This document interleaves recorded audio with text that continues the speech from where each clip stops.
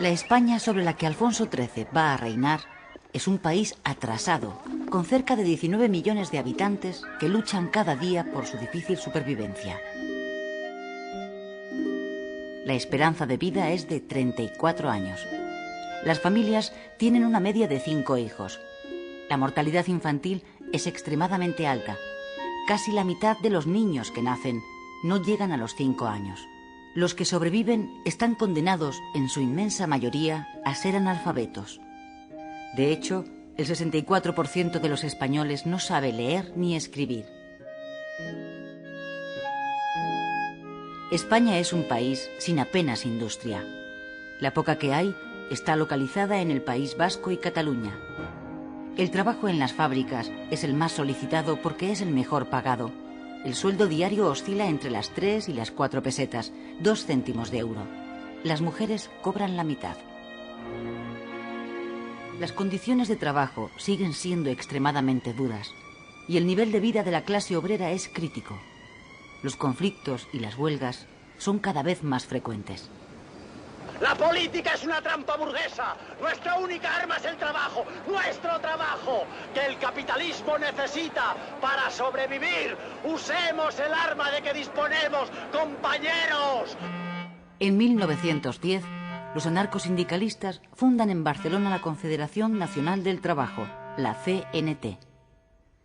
Se trata de un sindicalismo apolítico que a través de la acción directa y de la huelga general revolucionaria aspira a sustituir el régimen burgués por el ideal anarquista, el comunismo libertario.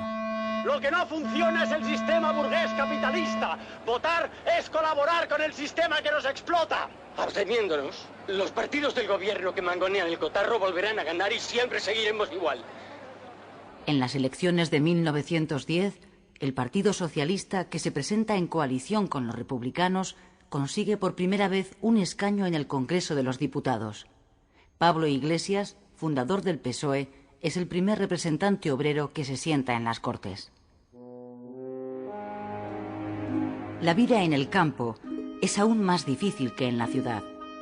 En el campo viven unos 13 millones de españoles, cerca del 70% de la población.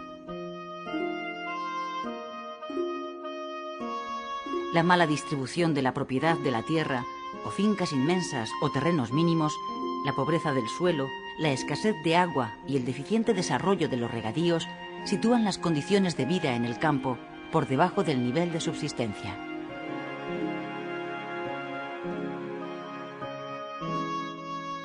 Los jornales, cuando los hay, suponen la tercera parte que los de la industria, 1 peseta diaria. La producción del campo no da para alimentar a todos los que malviven en él. La emigración sigue siendo la única vía de escape del campesino. Los dos grandes partidos que se turnan en el gobierno están profundamente debilitados a causa de sus constantes peleas internas. Francesc Cambó, líder de la Lliga Regionalista de Cataluña, pone en marcha una rebelión contra ambos partidos que llevan décadas monopolizando el poder. Su propósito es liquidar el sistema de turno de partidos, llevar a cabo una reforma constitucional que permita la autonomía de las regiones y formar un gobierno de consenso con participación de todos los grupos políticos.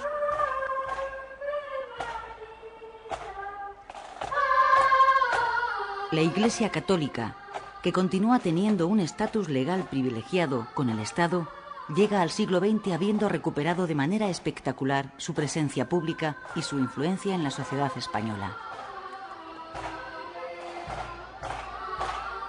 Pero el Partido Liberal, receloso del poder que ha vuelto a adquirir la Iglesia, decide introducir en su programa político el anticlericalismo de la tradición progresista.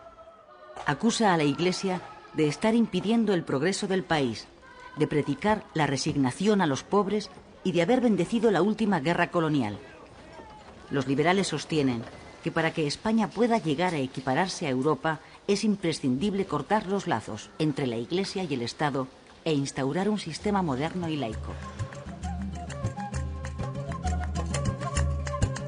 Ceuta, Melilla y otras pequeñas plazas en el norte de África son lo único que ya le queda a España de su pasado colonial. El desastre del 98 había dejado un ambiente popular de rechazo a las aventuras coloniales.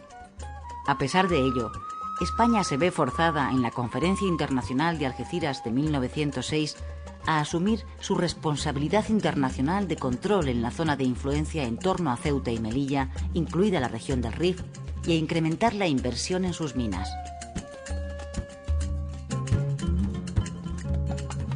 A comienzos de julio de 1909, las tribus rifeñas, que llevan varios meses hostigando a los mineros españoles, matan a varios de ellos.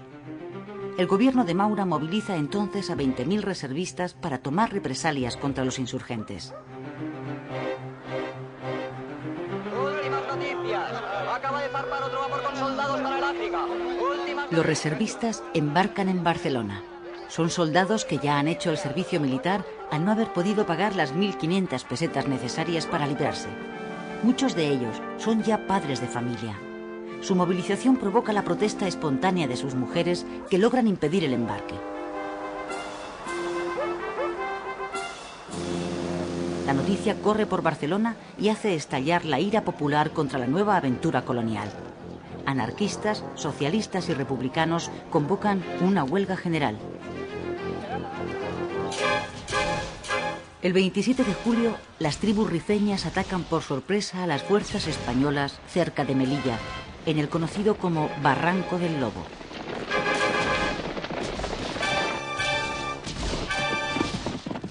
En la emboscada mueren 1.000 soldados y varios oficiales.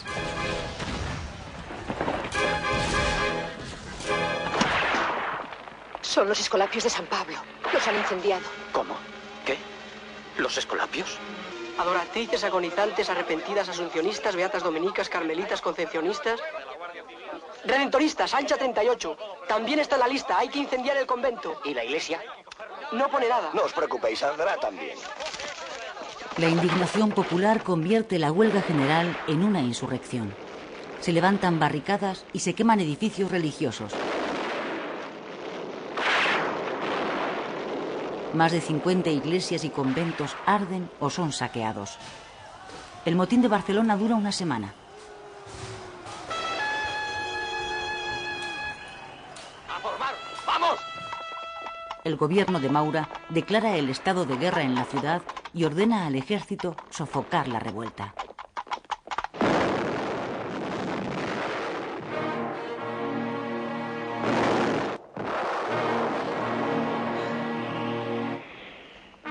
La semana trágica se salda con 113 muertos. De ellos, 104 son civiles y 9 son militares. Una vez sofocado el motín, se producen 2.000 detenidos. 5 son condenados a muerte por los tribunales militares. Entre ellos está el pedagogo anarquista Ferrari Guardia, al que el gobierno elige como cabeza de turco y acusa de haber inducido a la rebelión.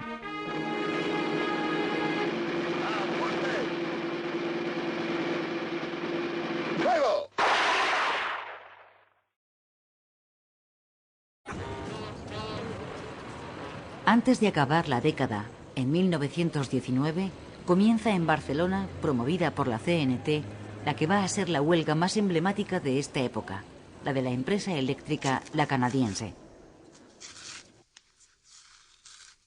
La huelga, que se prolonga más de un mes, deja Barcelona a oscuras y se acaba extendiendo a otras empresas de la ciudad. El enfrentamiento entre patronos y obreros acaba en un lockout, cierre patronal de todas las empresas, que deja en la calle a 100.000 obreros. El conflicto se agudiza con la creación por los patronos de los llamados sindicatos libres, que en realidad son grupos armados creados para romper las huelgas y asesinar a los sindicalistas más destacados. Las manos arriba, quietos, que nadie se mueva.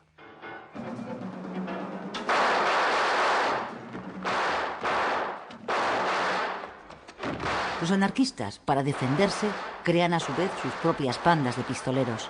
Comienza así una espiral de sangre, el pistolerismo, en la que el terrorismo sustituye a la lucha sindical. En 7 años, entre 1914 y 1921, 523 obreros y 40 patronos mueren asesinados. ¡Policías, quietos! ¡Arriba las manos! ¡Quedáis detenidos! Para acabar con el pistolerismo, el gobierno conservador de Eduardo Dato que cuenta con el apoyo de los catalanistas, desencadena una represión contra los anarquistas de una ferocidad desconocida hasta entonces. Las cuerdas de presos y la ley de fugas se ponen a la orden del día.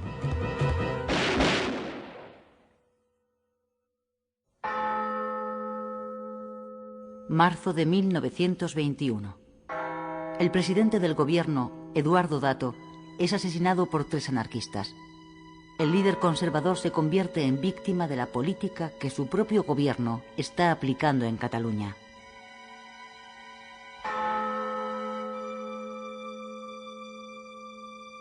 El rey preside por segunda vez en su reinado el entierro de un presidente asesinado.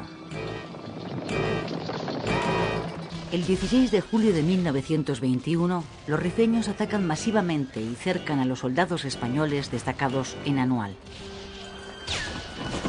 5 días después, el general Silvestre ordena la retirada hacia Melilla, pero la retirada acaba convirtiéndose en una desbandada. Se produce una persecución de 140 kilómetros en la que las fortificaciones construidas por los españoles en los últimos 10 años caen una detrás de otra como fichas de dominó. La persecución acaba en el fuerte del Monte Arruit, donde los 3.000 soldados que han conseguido llegar logran resistir un asedio de 10 días. Finalmente, los rifeños toman el lugar y pasan a cuchillo a 2.300 soldados. Los demás son hechos prisioneros. El 13 de septiembre de 1923, el capitán general de Cataluña, Miguel Primo de Rivera, da un golpe de Estado que triunfa sin apenas oposición ante la indiferencia de la mayoría de los españoles. Solo una parte de la burguesía, especialmente la catalana azotada por la violencia sindical y el pistolerismo, aplaude el golpe. Por lo que se refiere al rey, Alfonso XIII acepta inmediatamente las consecuencias del golpe y, haciendo caso omiso de la Constitución, apoya la formación de un gobierno de militares presidido por Primo de Rivera.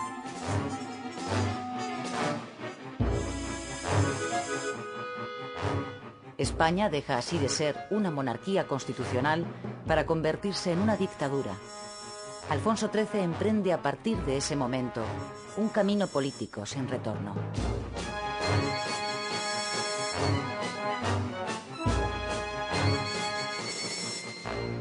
El nuevo régimen suspende las garantías constitucionales, disuelve las Cortes, expulsa a los partidos políticos fuera de la vida pública, establece la censura de prensa, pone en manos de los militares el gobierno de las provincias y extiende a toda España los somatenes, la milicia armada de voluntarios de origen catalán con la misión de velar por la ley y el orden. El éxito del desembarco es total. Las tropas aliadas trituran a la resistencia rifeña en la bahía de Alhucemas en cuestión de horas.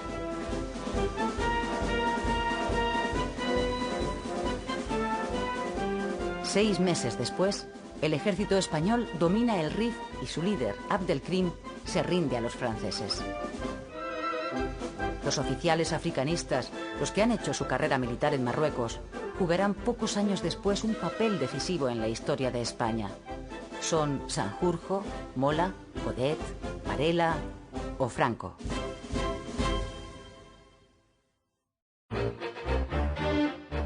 En diciembre de 1925, con el problema de Marruecos ya encauzado, el general Primo de Rivera, que disfruta de su momento de máxima popularidad, sustituye su gobierno de militares por uno de civiles.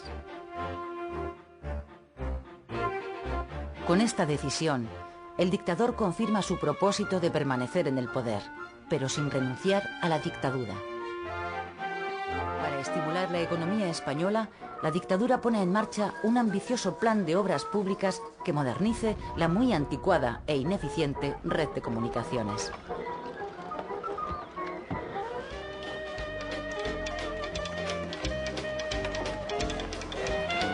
Se inicia la construcción de más de 5.000 kilómetros de carreteras y de casi el doble de caminos vecinales. También se construyen cerca de 1.000 kilómetros de vías férreas y se renueva el material ferroviario.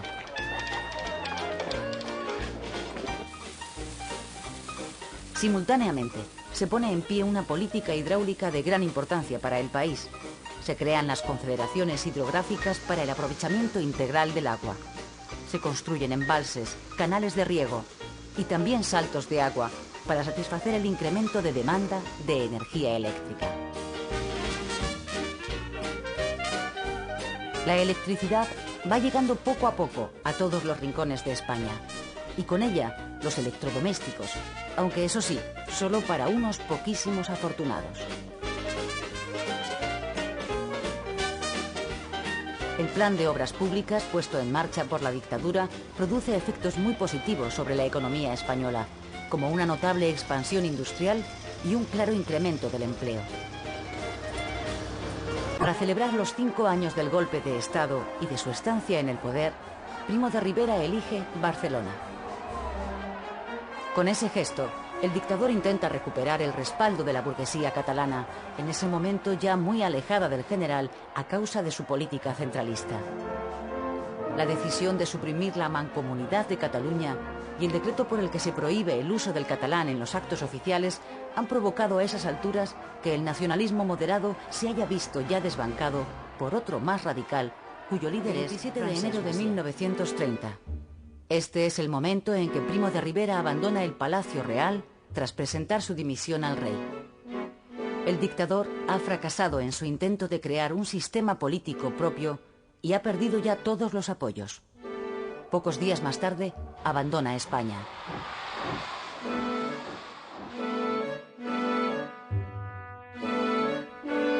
Con el prestigio de la monarquía profundamente deteriorado a causa de su complicidad con la dictadura, Alfonso XIII tiene ante sí una ardua tarea: tutelar el primer intento de transición política a la democracia de la historia de España. El general Dámaso Berenguer es el designado por el rey para regresar a la senda constitucional.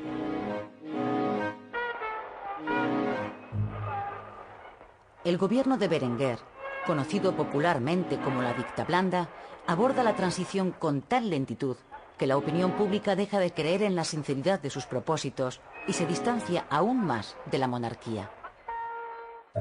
Febrero de 1931.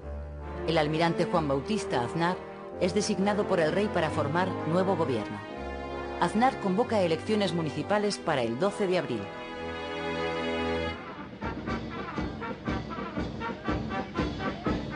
Durante la campaña electoral, los republicanos presentan las elecciones locales como un plebiscito sobre la monarquía. Los resultados electorales suponen para todos una sorpresa. Aunque el número de concejales monárquicos supera al de republicanos, estos triunfan en las ciudades donde la libertad de voto es real. Hasta allí no llega el poder de los caciques. Al caer la tarde, el gobierno provisional iza la bandera republicana en el balcón del Ministerio de la Gobernación, en la Puerta del Sol.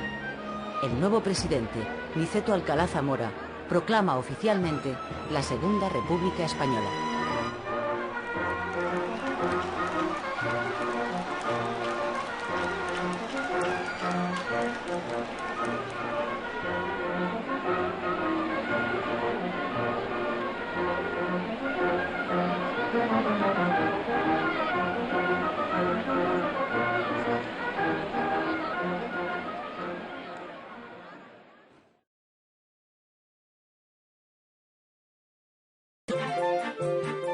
La vida de la joven república transcurre a toda prisa. El gobierno convoca para el mes de junio elecciones a Cortes Constituyentes.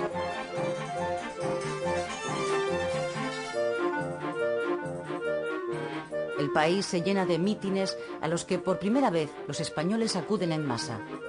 Se presentan a estas elecciones partidos de todas las tendencias, desde monárquicos a comunistas. Los partidos de la coalición republicano-socialista que formaron el gobierno provisional salen vencedores. El más votado es el Partido Socialista, seguido por el Partido Radical, ahora centrista, de Alejandro Lerroux. La derecha queda reducida a una minoría. En diciembre de 1931, después de 6 meses de tensos debates, las Cortes aprueban sin consenso la Constitución de la República.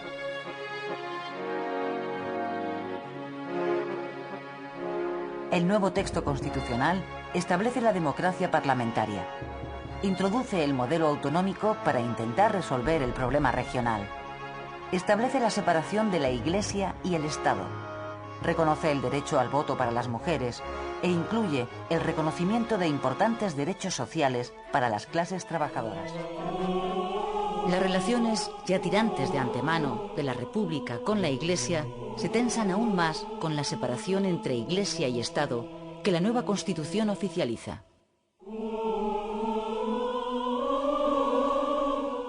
La Iglesia pierde a partir de entonces todos los privilegios que hasta ahora había tenido en su relación con el Estado. La nueva legalidad acaba con el pago de haberes al clero. Establece el matrimonio civil y el divorcio. Prohíbe a las órdenes religiosas que se dediquen a la enseñanza. Elimina los símbolos religiosos de todas las instituciones públicas. Disuelve a la Compañía de Jesús. Muchos jesuitas se irán al exilio.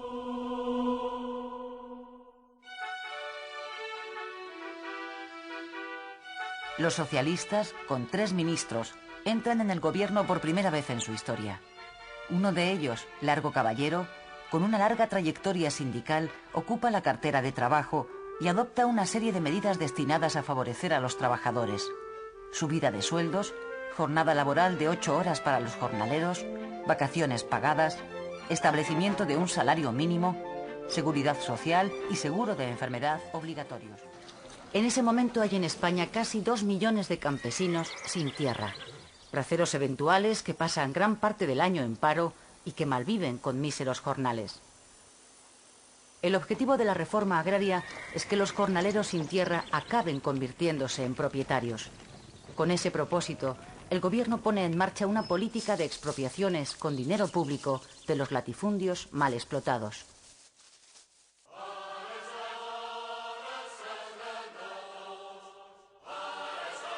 Septiembre de 1932. Miles de personas se echan a la calle en Barcelona para recibir a Azaña. Azaña va a hacer la entrega oficial al pueblo catalán del Estatuto de Cataluña, que las Cortes españolas acaban de aprobar. Los estatutos del País Vasco y Galicia están todavía en fase de discusión. La lentitud en la aplicación de la reforma agraria, causada sobre todo por la falta de recursos económicos, acaba con la paciencia de los campesinos. Las ocupaciones de fincas y los levantamientos anarquistas se multiplican. En enero de 1933, la FAI hace un llamamiento a la insurrección general. Como en otros lugares, en Casas Viejas, un pueblo de la provincia de Cádiz, un grupo de braceros anarquistas declara el comunismo libertario y se subleva.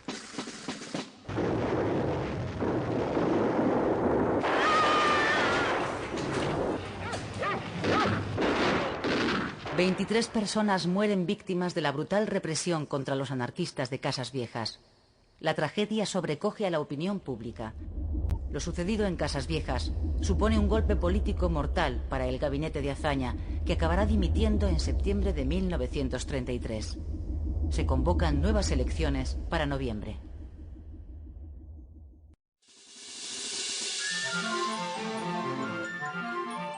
Esta es la primera vez que en España votan las mujeres en unas elecciones generales. La asistencia femenina a las urnas es masiva. Las elecciones incluyen otra novedad. Las derechas se presentan por primera vez unidas en una coalición de partidos llamada CEDA, Confederación Española de Derechas Autónomas. Su líder es José María Gil Robles y sus principios: religión, familia, orden y prosperidad. El resultado de las elecciones de noviembre da un vuelco total a la situación. La derecha triunfa, aunque no alcanza la mayoría. El Partido Radical de Lerroux, de centro, se fortalece. Los republicanos de izquierda sufren un batacazo y los socialistas pierden la mitad de los escaños que habían logrado en los comicios de 1931. El gobierno centrista de Alejandro Lerroux, que gobierna con el apoyo parlamentario de la CEDA, imprime un giro más conservador a la República y revisa gran parte de las reformas de los gobiernos de Azaña.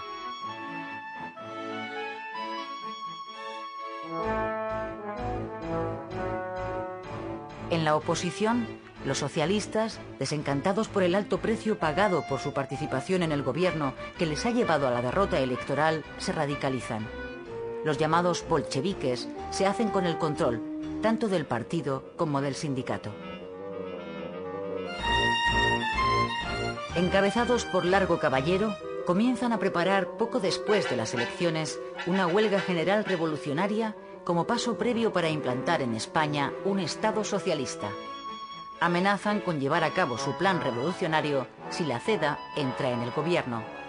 Los socialistas identifican a los cedistas con la amenaza fascista que se extiende por Europa.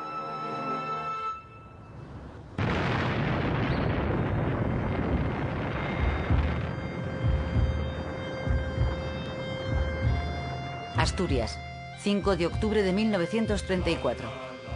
La insurrección obrera que los socialistas han estado preparando se pone en marcha en la cuenca minera. La víspera, el jefe de gobierno había anunciado la entrada en el gabinete de 3 ministros de la CEDA.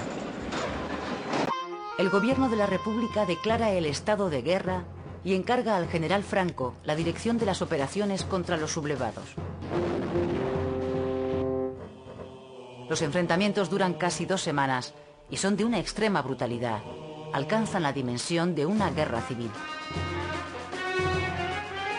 El ejército acaba por sofocar la Revolución de Octubre, que deja tras de sí un balance trágico. 1000 muertos y más de 2000 heridos entre los sublevados. 300 muertos y 800 heridos entre las fuerzas del orden.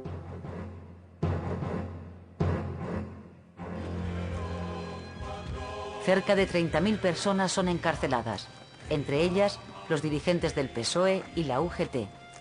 La represión que sigue a la derrota de los revolucionarios encona aún más los ánimos. La Revolución de Asturias es el preludio de la Guerra Civil Española. 200.000 personas llegadas de toda España se dirigen en octubre de 1935 hacia el campo de Comillas, en Madrid, donde Manuel Azaña va a dar un mitin. Ha pasado un año desde la Revolución de Octubre y los partidos de izquierda comienzan a recuperarse.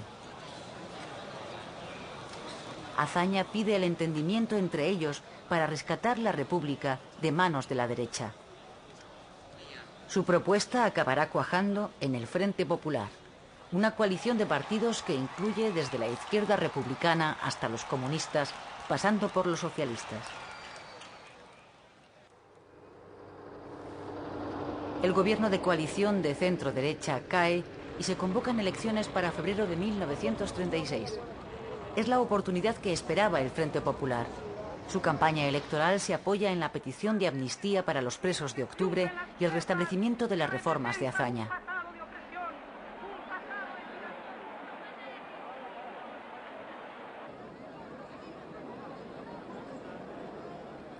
El interés que han despertado entre los españoles estas elecciones se refleja en el alto índice de participación, cerca del 73%.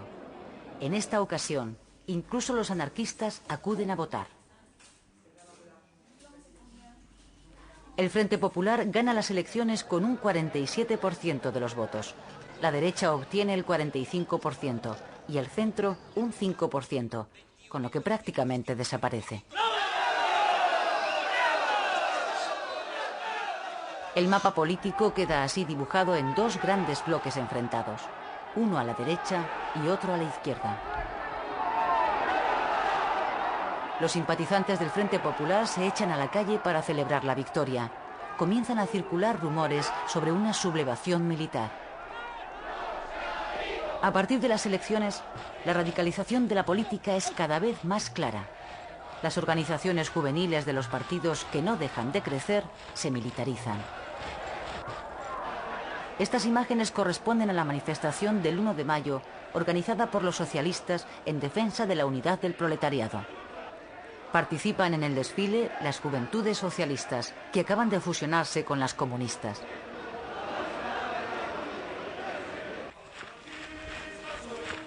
Estas otras imágenes corresponden a un entrenamiento paramilitar de las juventudes de Falange Española. El partido que dirige José Antonio Primo de Rivera, que apenas consiguió 50.000 votos en las elecciones, está creciendo ahora como la espuma. Las juventudes de la Ceda se pasan en masa al partido fascista.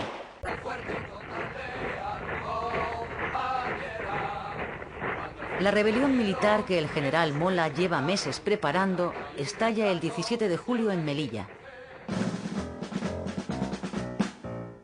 El 18 de julio, el general Franco se subleva en Canarias al frente de su guarnición. Tras dejar el control de Las Palmas en manos de los insurrectos, vuela hacia Tetuán en el Dragón Rapid para ponerse al mando de las tropas de Marruecos. Franco ha sido uno de los últimos generales en sumarse al golpe.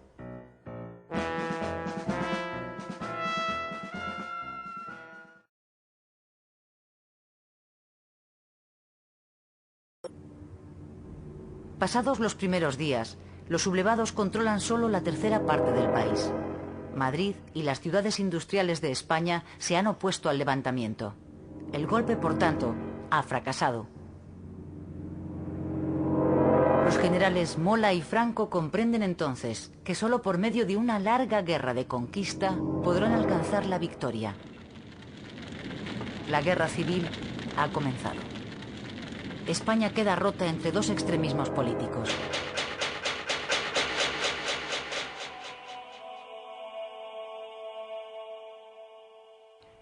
Durante los primeros meses de la guerra, el ejercicio masivo del terror se impone en los dos bandos. Es entonces cuando se hace trágicamente famosa la modalidad del paseo, por el que se saca a las víctimas de sus casas durante la noche y tras ser paseados en camiones hasta las afueras de pueblos y ciudades, son finalmente asesinados.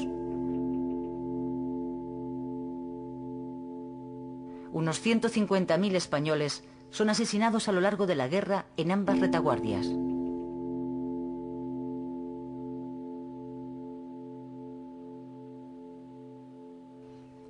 En la zona republicana, los comités revolucionarios inician una represión feroz e incontrolada contra sus enemigos políticos, los llamados fascistas. Miles de ellos son detenidos y en la mayor parte de los casos fusilados. La represión es especialmente dura con la Iglesia, que sufre la persecución más sangrienta de su historia.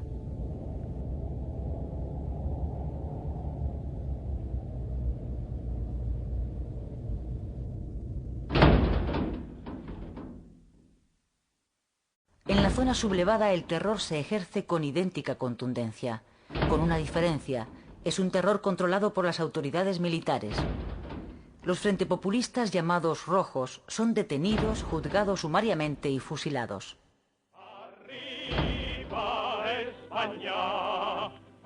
Desde el primer momento de los enfrentamientos se hace evidente la importancia de la ayuda militar exterior para poder ganar la guerra. Hitler y Mussolini son los dos grandes proveedores de material de guerra a los sublevados. Italia colabora además con el envío de 80.000 hombres y Alemania con una unidad aérea de combate de 100 aviones y los 4.000 hombres de la Legión Cóndor.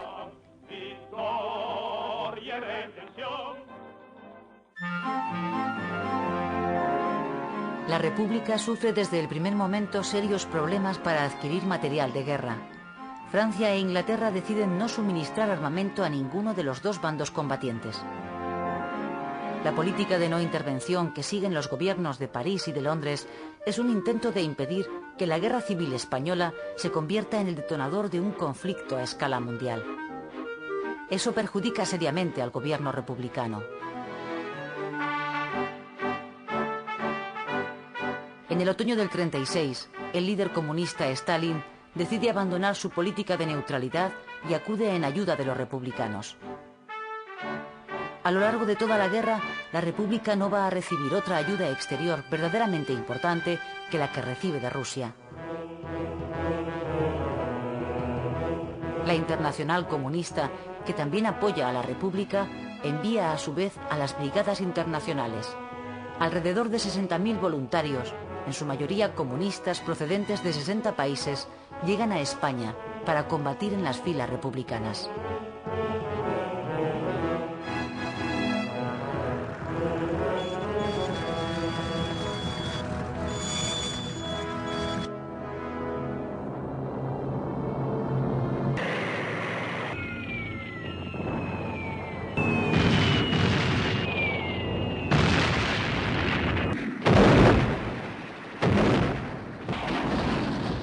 La guerra civil se convierte en una guerra de desgaste que dura 3 largos años.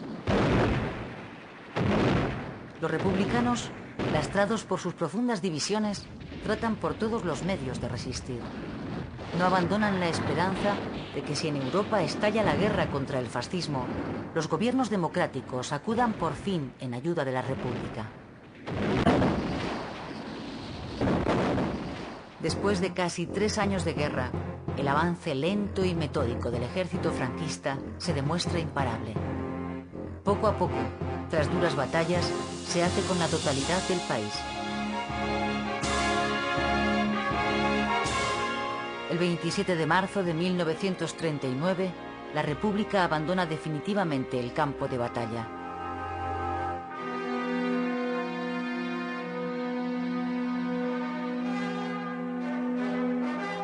Parte oficial de guerra del cuartel general del Generalísimo, correspondiente al día de hoy, 1 de abril de 1939. Tercer año triunfal.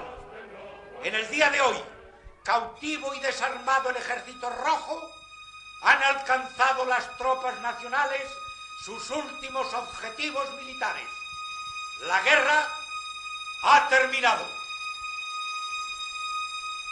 Al final de estos 3 años de guerra civil, el dolor y el odio se han extendido por el país hasta límites insospechados. La herida de la guerra permanecerá abierta durante varias generaciones en el corazón de los españoles.